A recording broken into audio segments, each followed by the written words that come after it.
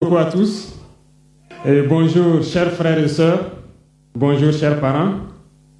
D'entame donc de propos, je souhaiterais donc m'excuser auprès de la population sahélienne qui nous a attendus hier et Dieu a voulu que ce soit aujourd'hui que nous soyons là. Nous nous rendons grâce pour tous les bienfaits et ce jour si merveilleux qu'on se retrouve ici à Bamako pour la deuxième session du Collège des chefs d'État de la Confédération AES. Je voudrais aussi rendre un hommage appuyé à nos vaillantes forces combattantes qui mènent un travail colossal sur le terrain et qui permettent qu'aujourd'hui nous pouvons nous retrouver ici pour communier au nom de nos populations. Je vais m'excuser encore une fois de plus auprès de ceux que mes mots pourraient vexer, parce que je n'irai pas par le dos de la cuillère. Nous allons nous attaquer encore aux mots qui miment l'Afrique.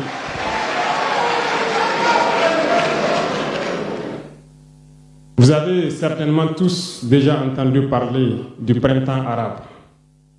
Ce phénomène qui a bouleversé la géopolitique du monde arabe, en commençant par le Maghreb en Afrique jusqu'en Asie, qui s'est manifesté avec des conséquences souvent désastreuses, des morts et des divisions par endroits, et des bouleversements politiques sans précédent dans d'autres endroits.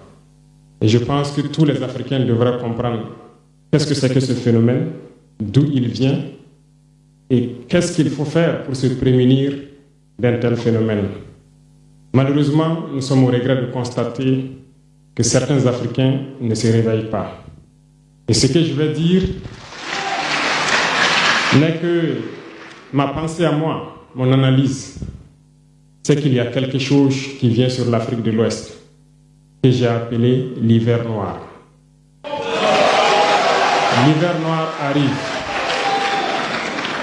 Il sera un hiver très froid, un hiver sanglant, un hiver meurtrier. Vous allez me poser des questions, pourquoi? Eh bien, en fondant la Confédération de l'AES, nous avons senti ce froid venir.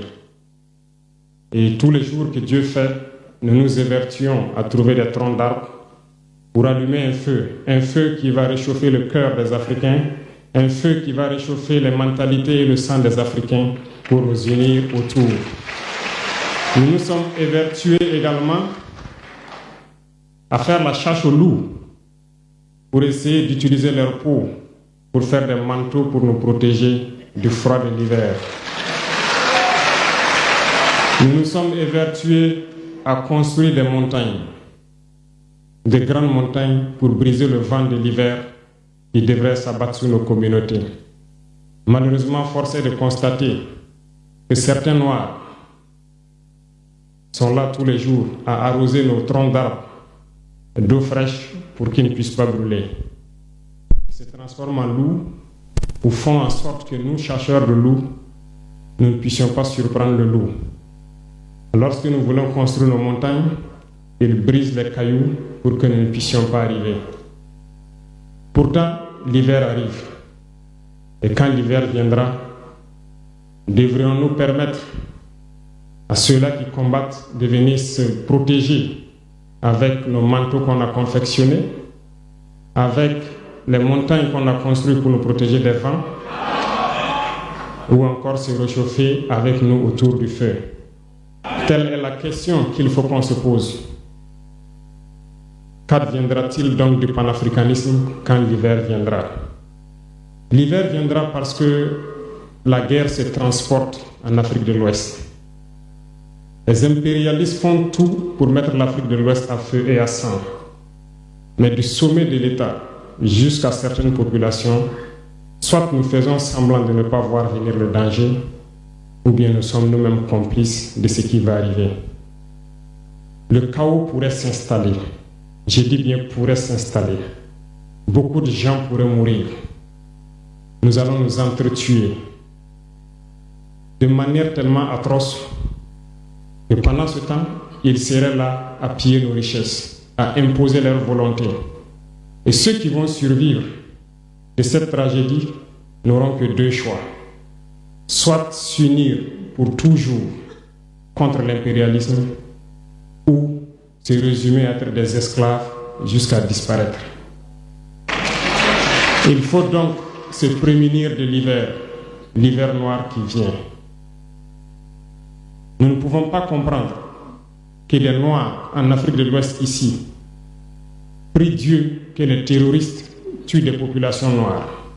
Nous ne pouvons pas comprendre que des chefs d'État lâches se cachent derrière des médias, soi-disant médias, pour décourager, insulter, activer la haine entre les populations.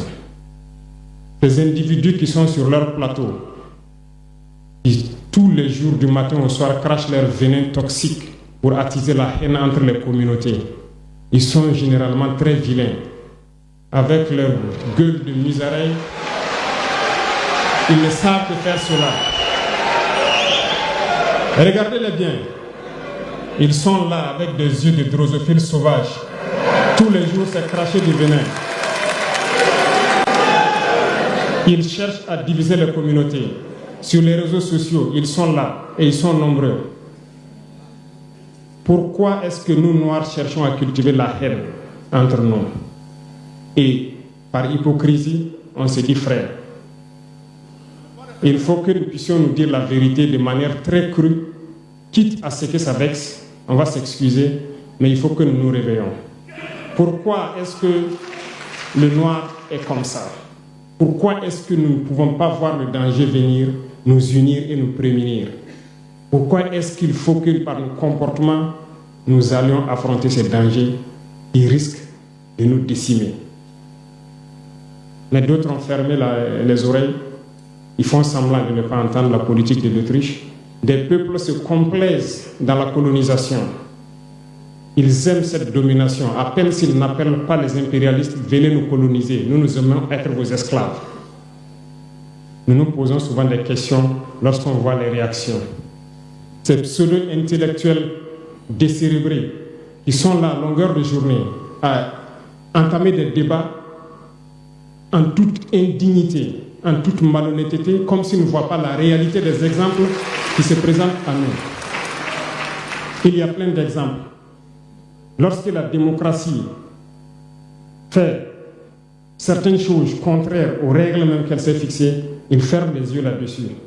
Mais ils sont prompts à nous appeler juntes ou putschistes. Mais soyez sûrs d'une chose, nous sommes unis et nous resterons unis. Et nous devons ouvrir les yeux. L'AES va évoluer. Tout n'est pas forcément rose. Tout ne peut pas aller au rythme que nous souhaitons. Mais nous avançons sereinement et nous allons arriver à notre objectif. Et quand viendra l'hiver, si il faille que nous passions par l'hiver pour être libres, pour être unis, nous prions Dieu qu'il en soit ainsi et qu'il protège nos populations. Sinon, une chose est sûre, l'AES vaincra, l'AES grandira. Restez sereins parce que nous avons confiance en nos populations. Nous avons confiance en vous, que vous compreniez qu'aucune manipulation ne peut aujourd'hui nous diviser entre nous. Aucune manipulation ne peut nous amener à haïr d'autres personnes.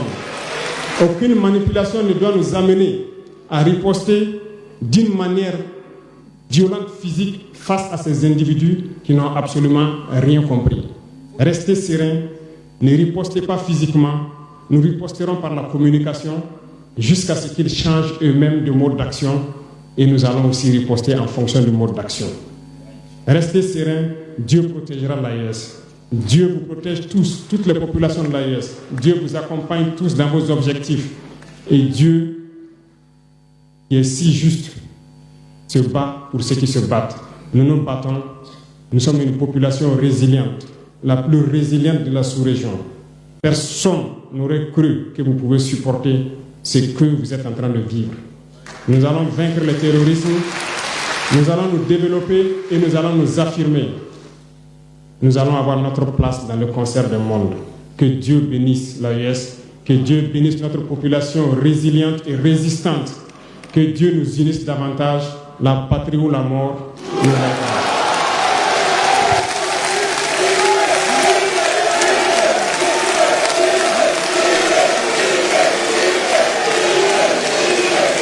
Merci.